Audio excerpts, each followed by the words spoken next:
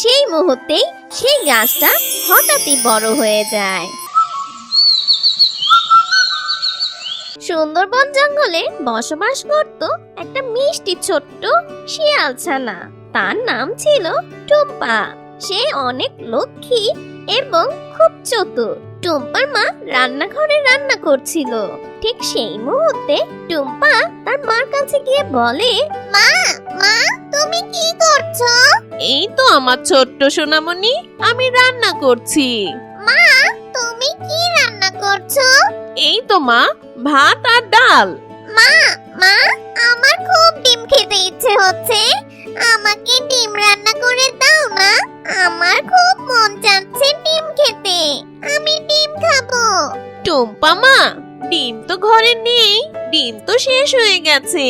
দেখি আমি 2-1 দিন পর বাজার থেকে তোমার জন্য ডিম এনে দিব। আজকেই ডাল ভাত খাও মা। না মা, তোমার ডাল ভাতের কথা শুনে আমার খিদে শেষ, আমার খিদে নেই। আগে ডিম বাজার থেকে আনবে, তারপর আমি ভাত খাবো। ডিম ছাড়া আমি খাবোই না। টুম্পা আমার সোনামণি, তুমি এবারকার মতন ডাল ভাত খেয়ে নাও, আমার ডিম আনতে দেরি হবে। না না, আমার এখন কোনো খিদে নেই। তোমার ডাল ভাতের কথা শুনে আমার খাওয়ার ইচ্ছে শেষ হয়ে গেছে, আর আমার শরীরটা আজকে দুর্বল লাগছে।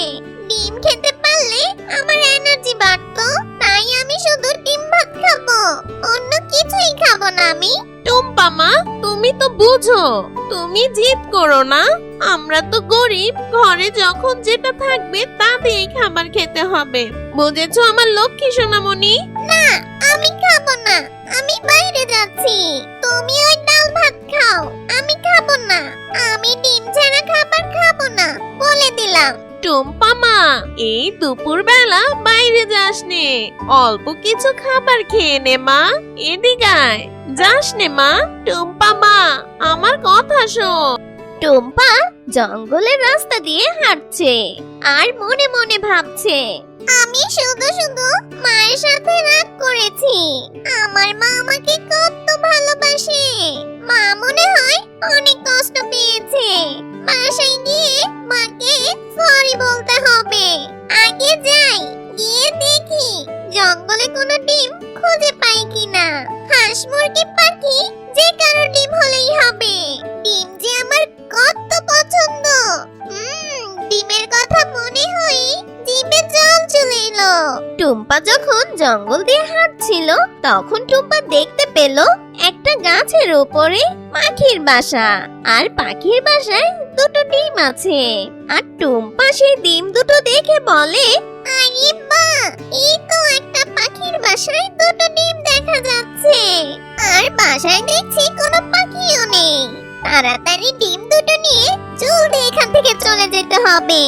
ও ভেবেছিলাম গাছটা নিচু, কিন্তু ডিমগুলো নিতে অনেক কষ্ট হলো, কিন্তু কষ্টের ফল মিষ্টি হয়।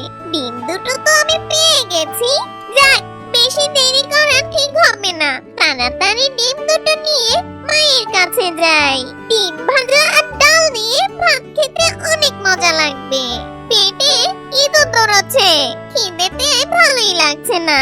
তাড়াতাড়ি বাড়ি যেতে হবে। এটা ভেবে টুম্পা ডিম দুটো নিয়ে তাড়াতাড়ি বাড়ির উদ্দেশ্যে রওনা দেয়।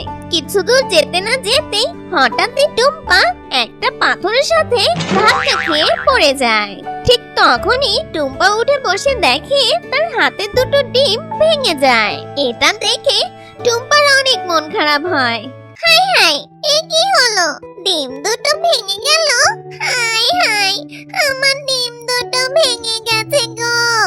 আমার ডিম, কত কষ্ট করে ডিম দুটো পেয়েছিলাম। অনেক আশা করেছি ডিম ভাজা দিয়ে ভাত খাবো। এই ডিম দুটো এখন মাটিতে পড়ে গেল। আমি এখন কি খাবো? যাক, যাই হোক, এই ডিম দুটো তো মাটিতে পড়েই গেছে। এই ডিম দুটোর কথা না ভেবে এখনই আমি আবার জঙ্গলের উদ্দেশ্যে রওনা দেই। আর জঙ্গলে যেতে যেতে আরেকবার খুঁজবো কোনো ডিম পাই কিনা। টুম্পা এই কথা বলে আবার জঙ্গলের উদ্দেশ্যে রওনা দেয়। টুম্পা কিছু দূর যেতে না যেতেই একটা নদীর কাছে টুম্পা দেখতে পায় একটা হাঁসের বাড়ি, আর হাঁসের বাড়িতে বেশ কয়েকটা ডিম আছে। ওয়াও, আজকের দিনটা তো মনে হচ্ছে আমার জন্য সৌভাগ্য দিন। হাঁসের বাসায় তো দেখি অনেকগুলো ডিম, এগুলো নিয়ে গেলে পুরো এক সপ্তাহ আমার কোনো ডিমের অভাবই হবে না।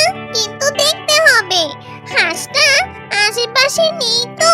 আগে ভালোভাবে চারপাশটা দেখতে হবে, কারণ রাজহাঁসগুলো খুব চতুর হয়। টুম্পা তখন আশেপাশে খুঁজে দেখে, তখন টুম্পা দেখতে পায় আশেপাশে কেউ নেই। ঠিক তখনই টুম্পা সেই ডিমগুলোর কাছে এগোতে লাগে। যখনই টুম্পা ডিমগুলোর কাছে চলে যায়, টুম্পা ডিমগুলো যখনই হাতে নিতে যাবে, ঠিক তখনই কে যেন টুম্পাকে পিছন থেকে ডাক দেয়। কে রে আমার বাসায়? এই চুপ থাকো, বিরক্ত করবে না। আগে আমার এই ডিমগুলো নিতে হবে। আমার বাসায় তুই কি করছিস? আর দূর, আস্তে কথা বলো তো। চুপ করে দাঁড়াও তো, আমাকে আগে ডিমগুলো নিতে দাও। আরে হাঁসের ডিম নিয়ে তুই কি করবি? হ্যাঁ, আরে ডিম দিয়ে কি করে আবার? ডিমটা ভালো করে ভেজে মা ডাল রান্না করেছে, সেই ডাল দিয়ে ডিম ভাজা দিয়ে ভাত খাবো। এত বিরক্ত করছে কি? হ্যাঁ, বললাম না একটু চুপ করে থাকতে। একবার পিছনের দিকে তাকা তো তুই। হাস আন্টি। না আন্টি, মানে আমি এদিক দিয়ে যাচ্ছিলাম আন্টি। টুম্পা, তুই আমার ডিমটা নিতে এসেছিস? আমার ডিম দেখে তো সহ্য হয়নি। ডিম দেখেই খেতে মন চেয়েছে, আবার ভেজে নাকি আমার ডিম দিয়ে তুই ডাল ভাত খাবি? তোকে এত বড় সাহস কে দিল? হ্যাঁ, না আন্টি, মানে এমনি আপনি আমাকে ভুল বলছেন। না আন্টি, আমি আমি আপনার ডিমগুলো একটু পাহারা দিচ্ছিলাম। আপনি তো বাসায় নেই, যদি কেউ আপনার ডিম চুরি করে নিয়ে যায়। ও কথাটা তেমন হয়ে গেল না। শিয়ালের কাছে ডিম বর্গা, দাঁড়া এখনই। ওরে বাবারে, পালাই পালাই, এখান থেকে পালাতে হবে। এই পালাচ্ছিস কোথায়? দাঁড়া দাঁড়া, তোর না ডিম ভাজা খাওয়ার খুব শখ? আয় ডিম নিয়ে যা। ডিম ভেজে ভাত খাওয়ার শখ আছে না তোর? আমি রাজহাঁস, আমার খেলে মোর হয়ে যাবে। তোকে যদি আরেকবার আমার বাসার আশেপাশে দেখি, সেদিনই হবে তোর শেষ। টুম্পা তখনই অনেক দূর এগিয়ে যায়, আর সে ক্লান্ত হয়ে একটি গাছের নিচে বসে। ও বাবা, হাঁস আন্টিটা কি দৌড়ানি ট্রেনে দিল, হাঁপিয়ে গেছি। কিন্তু আমি কিছুতেই বুঝছি না, আমি চারপাশে তো খুব খেয়াল রেখেছিলাম। হাঁস আন্টি কোথায় ছিল? সে যে কোথা থেকে এলো আমি তো টেরই পেলাম না। যাই হোক, সেখান থেকে চলে এসেছি, এটাই বড় ব্যাপার। কিন্তু আমার তো খুব খিদে লেগে গেছে। যাক, আজকের মতন আমার ডিম লাগবে না, বাসায় যাই, ওই ডাল ভাতই আজকে গিয়ে খাই। আমার অনেক খিদে লেগেছে, যা পাবো তাই খাবো। এই ভেবে টুম্পা তার বাড়ির দিকে চলে যেতে লাগলো। টুম্পা যখন বাড়ির দিকে যাচ্ছিল, ঠিক তখনই সে রাস্তায় দেখতে পায় একটা বৃদ্ধ শিয়ালকে। সেই বৃদ্ধ শিয়াল টুম্পাকে বলে, ছোট্ট শিয়ালে ছানা, কোথায় যাচ্ছ? এদিকে একটু আসো তো বাছা। হ্যাঁ দাদিমা, কি হয়েছে? আপনি এখানে বসে আছেন কেন? আপনার বাড়ি নেই? আমার ছোট্ট সোনা বাচ্চা, আমার বাড়ি ঘর অনেক দূরে। আমার খুব তৃষ্ণা পেয়েছে। তুমি কি আমায় একটু পানি পান করাতে পারবে? আমার শরীরটা খুব দুর্বল। পানির তৃষ্ণায় আমি কোথাও যেতে পারছি না।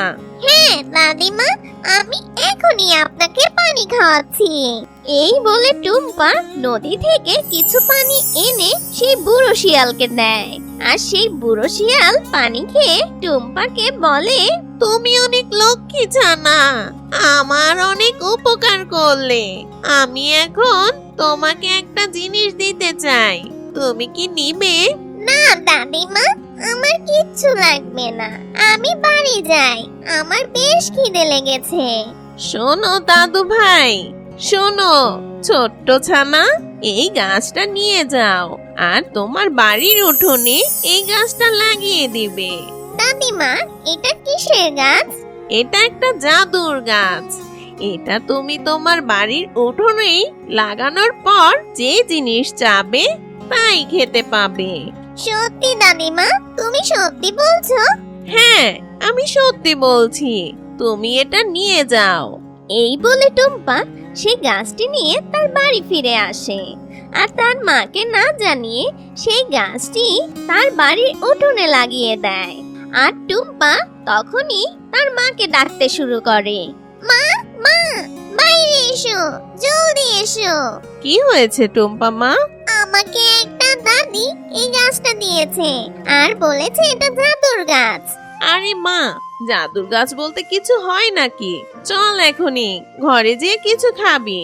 না মা, দাদিমা আমার মনে হয় মিথ্যে বলেনি, এটা আসলেই জাদুর গাছ। ঠিক সেই মুহূর্তেই সেই গাছটা হঠাৎই বড় হয়ে যায় আর টুম্পা সেই গাছের সামনে দাঁড়িয়েছিল। গাছটা যখন বড় হয় কিছুক্ষণের মধ্যেই গাছ ভরে ডিম হয়। আরে মা, মা, এটা হচ্ছে ডিম গাছ। আমি ডিম খেতে পারবো। প্রতিদিন আমি ডিম খেয়ে অনেক শক্তি জোগাবো। এখন থেকে আর ডিমের জন্য আমার কোথাও যেতে হবে না। আমার বাড়ির উঠোনেই ডিম গাছ আছে। সত্যি রে টুম্পা মা, এটা তো জাদুর গাছ, জাদুর ডিম গাছ। মা, এই ডিমগুলো আমরা বাজারে বিক্রি করে অনেক উপার্জন করতে পারবো। হ্যাঁ আমার টুম্পা মা, এখন থেকে আমাদের আর অভাব থাকবে না। হ্যাঁ মা, ওরা দুজন সেই ডিম গাছ পেয়ে অনেক খুশি হয়। এভাবেই ওরা সুখে শান্তিতে দিন যাপন করে। তো বন্ধুরা, কেমন লাগলো আজকের গল্প সেটা অবশ্যই কমেন্ট করে জানিয়ে দিবে। আর চ্যানেলটিতে একটা লাইক, সাবস্ক্রাইব করে আমাদের পাশেই থাকবে। দেখা হবে পরের পর্বে। ধন্যবাদ বন্ধুরা, ভালো থেকো।